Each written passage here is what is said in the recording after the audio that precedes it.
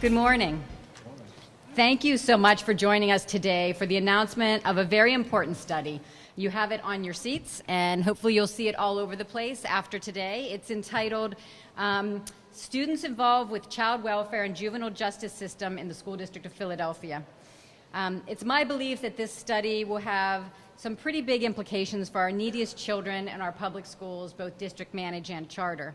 I want to take a quick step back to say in 2006, the Philadelphia Youth Transitions Collaborative Steering Committee commissioned a study on the serious and concerning dropout problem in our schools. The resulting report, Unfulfilled Promise, the Dimensions and Characteristics of Philadelphia's Dropout Crisis, detailed the educational challenges of students in the highest risk of dropping out of our public schools. The report showed that although dropping out was a significant issue across all ethnic groups and genders, disconnected and at-risk students, like youth in the juvenile justice system, students in foster care, or teens who were pregnant or parenting, were indeed in need of additional educational supports to prevent dropping out. In what I see as a next step in the work that started in '06, in January of 2013, at the request of the SRC, I put together a working group of city officials, policymakers, advocates, and some representatives from the medical community with expertise in understanding the issues of agency-involved youth to come up with an approach for how we could better serve this particular population of students in our public schools. The questions we set out to address were, first, how many agency-involved youth do we have across our system of public schools? It was a question we couldn't really answer a couple of years ago before we started this study. It's a trickier question than you would think, and when we realized we couldn't even answer that most basic question, we knew that there was some data analysis that needed to happen before we even talked about programming. Two, in what schools are those youth concentrated, if they are concentrated? Where are they going to school? What are those outcomes? And that was my third one. What are the outcomes of those students?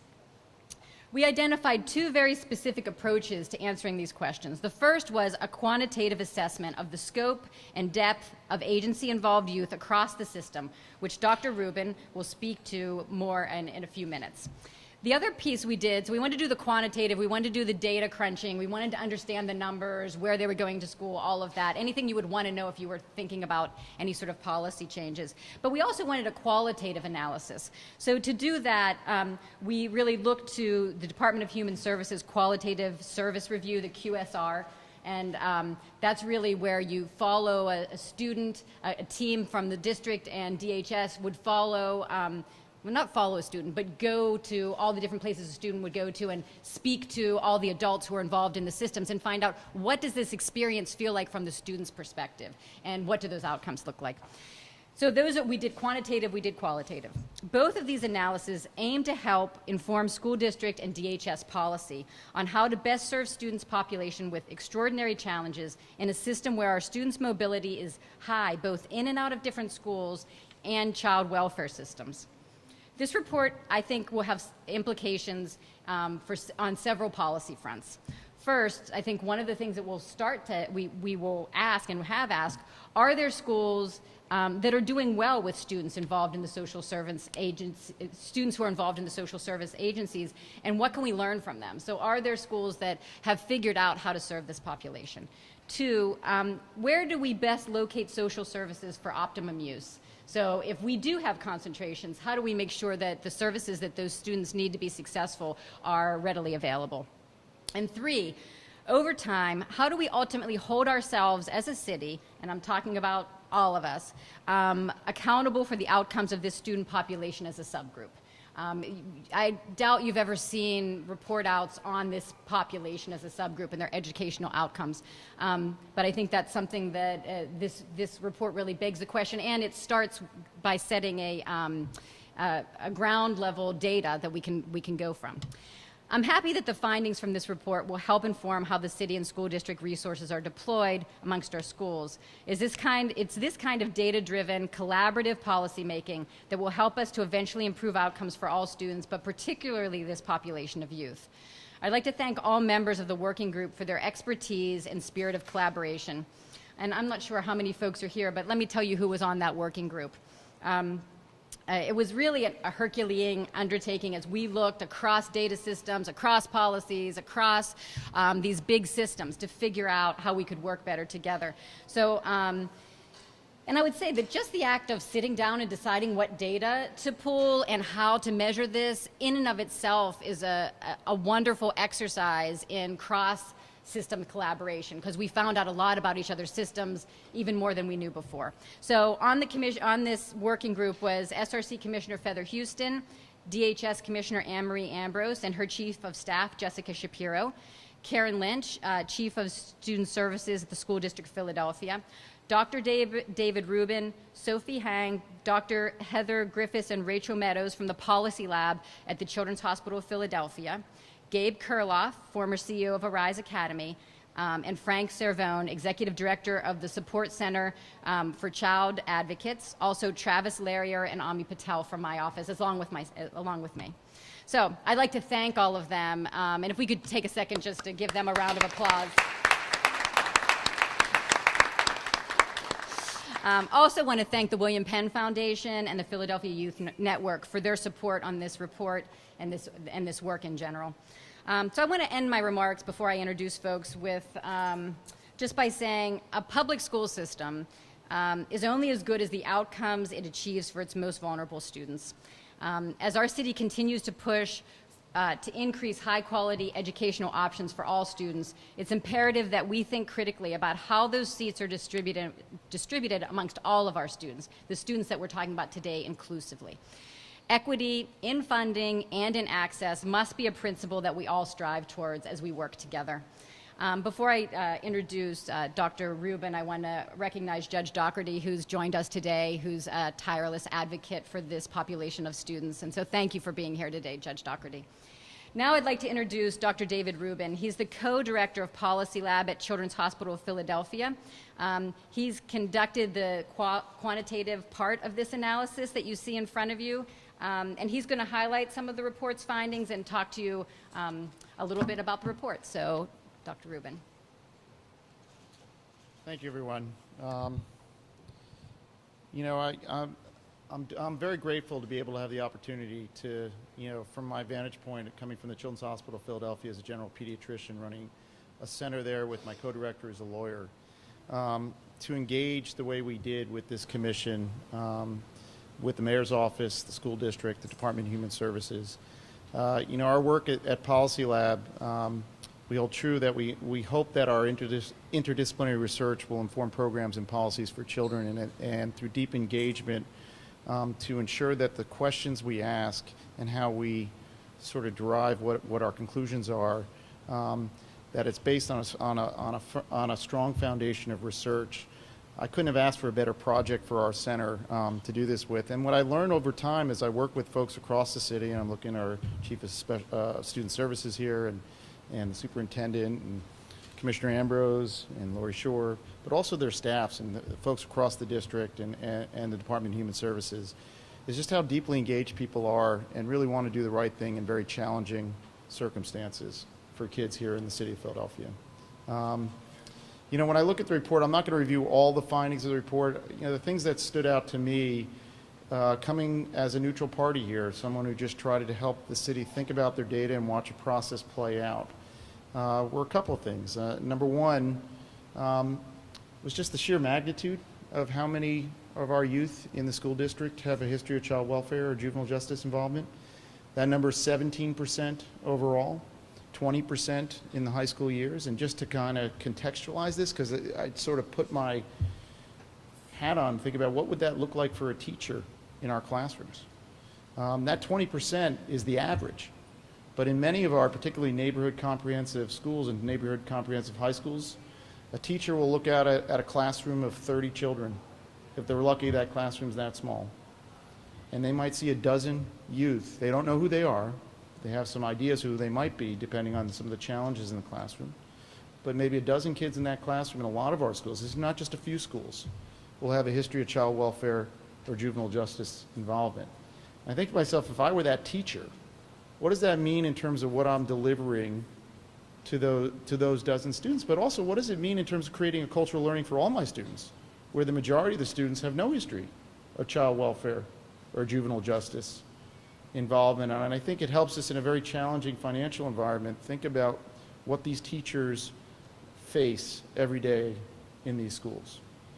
The second thing is that we've known for a long time that children with child welfare or juvenile justice histories lag behind other youth in terms of educational outcomes, less proficiency in reading and math, higher dropout rates, et cetera, et cetera. I think the value of this report sort of shows how this plays out in a complex urban school district like Philadelphia. I don't think it's unique to Philadelphia, but it really sort of demonstrates that what happens in a very diverse environment of special admit magnet schools, charter schools, neighborhood comprehensive schools, et cetera, these kids get concentrated in our neighborhood comprehensive schools in a big way. And that largely explains the disparity, because whether you're in child welfare or not in those schools are struggling academically. And what it revealed to me, and I'm going to stop with this last comment, what it revealed to me is perhaps one of our prime targets for improving the culture of learning and the outcomes for youth who are child welfare involved and who are involved with the juvenile justice system is to think about what are the additional resources and supports necessary in those neighborhood comprehensive schools that will benefit all youth in those schools, but particularly these youth with child welfare and juvenile justice involvement who lag behind their peers across the district. And so with that, I'm not here to talk about the solutions per se, because I really think that's important for the school district and the Department of Human Services to do that. So I'm going to turn over what the inferences are to those folks who know what to do. All right, thank you. Thank you, Dr. Rubin. So now I'd like to invite to the podium Commissioner Ambrose. This study talked a lot about the practice, about students who have a connection to DHS, and so if, Commissioner, if you'd like to take the podium. So what I'll say about the study is that in my 6 years as commissioner, we have a whole lot more work to do. So the study is sobering in many ways for us. And so while I look at my partner, Judge Doherty, and we have been on a mission to try to improve outcomes for children in this city, and we've made some progress. We've done some really good things, but educationally, our kids are still struggling. And so in some ways, it also validates the need for us to continue doing the work that we're doing with the district. I think Lori's theme around collaboration is exactly right. So in 2009, we created the Education Support Center. So Luciana Terrell, who is the amazing leader of that, and it told us that we had to do more for the students who were DHS involved. And I think that the last 3 years have proven that to be exactly right. And this study is a validation of the continued work that we need to do. I will say that the quality services review that Lori mentioned is another way of us gathering information about what's the experience of the students who are DHS involved, where are they getting the best education, and where do we still need to do some additional work. The other area that's been really important, and thankfully we have a leadership team at the district with Dr. Height and Karen Lynch who are very engaged in helping us solve the problem. So I think David's punting it to us for the solutions is the work that we've been trying to do together for the last 2 years. And some of what we've talked about is making sure that the judges and the courts have options for kids who aren't going to school, and that we really need to listen to the students about why they're not going to school and what their experiences are in the schools, so that we can build on what's helping them and the things that are harming them.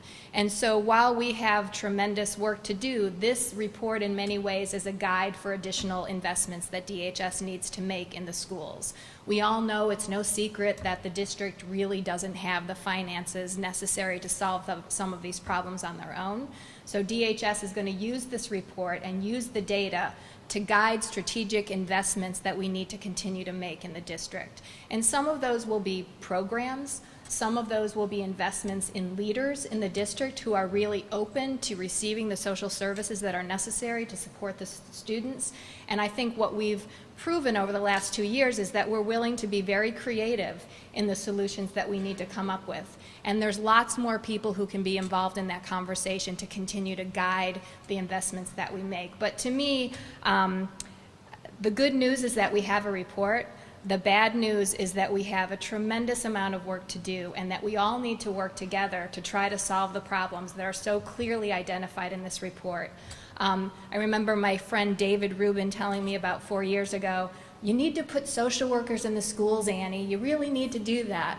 Well, 4 years later, David, we have some social workers in schools, and we're continuing to use the data in this report to guide where we need to put those additional resources. So I appreciate the work that's gone into the report. I really want to thank my staff who were involved. And as always, you know, the PolicyLab is a partner in lots of different ways for us. We can bring problems to their attention. They do an amazing job of trying to do the research and try to use data to inform decision making. And just really thrilled that we have leaders in this city who are willing to do the hard stuff and sit down at the table and truly try to come up with solutions. So Judge Doherty has always been one of those leaders, and Dr. Height is just a breath of fresh air regarding the work that we need to do together. So thank everybody for being here. And now I'd like to turn things over to Dr. William Height, our Superintendent of Schools, who will discuss the implications of these findings for our district-managed schools. Dr. Height. Thank you, Dr. Shore, and thank you for leading this effort. And I want to thank you for bringing all of the parties together. And I do think the key term this morning has been collaboration. And as I think about it, I think about two things. And the first thing is, if in fact we want to ensure that all children are achieving, that means all. It doesn't mean all but those who have had previous experiences with juvenile justice or DHS, but all. And this report then provides us with information on that we can use to, number one, direct resources, number two, to understand what has worked, and quite frankly, what has not worked. And three, this has allowed us to actually get from behind our respective silos and come together to problem solve this issue, which is probably one of the most important things that has come out of this. The fact that Dr. Rubin has provided some information that we can use, and Marie has always been such a tremendous partner from DHS, the mayor's office, Judge Doherty, who challenged me 2 years ago to begin looking at, challenged us 2 years ago to begin looking at this issue. So the fact that we are coming together collaboratively to problem solve this issue is extremely important. So I want to thank Anne-Marie and your tremendous staff and for helping us to identify new and innovative ways to ensure the best opportunities for groups of students that most need social supports and our collective wisdom to ensure their success. Dr. Rubin, thank you for providing this information that allows us to direct resources, and both financial resources and the human resources needed to pull all of these things together, along with all of the information. And Dr. Shore, thank you for collaborating and pulling all of us together to ensure that this will happen. I also want to acknowledge Feather Houston, and she's not here, but she's one of the commissioners on the SRC, because she was another member of the commission, but she's always shown a commitment to ensure the best opportunities for children, even if those children were ever involved in child welfare or juvenile justice. And finally, I want to thank the leadership in the district and Karen Lynch and her department. I see many of the individuals here from that department. Thank you for working on behalf of all of our students. So once again, thanks for being here. We're thrilled with the report. We have a lot of work to do, and we have a lot of problems to solve as it relates to this group of children. But I think if we continue to work together, we can all do that. So thank you.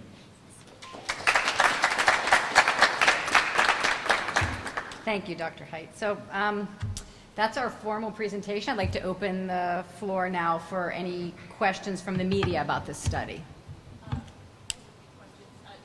First, I mean, obviously, some of these findings are sort of intuitive, but as you mentioned, this wasn't the data that you had.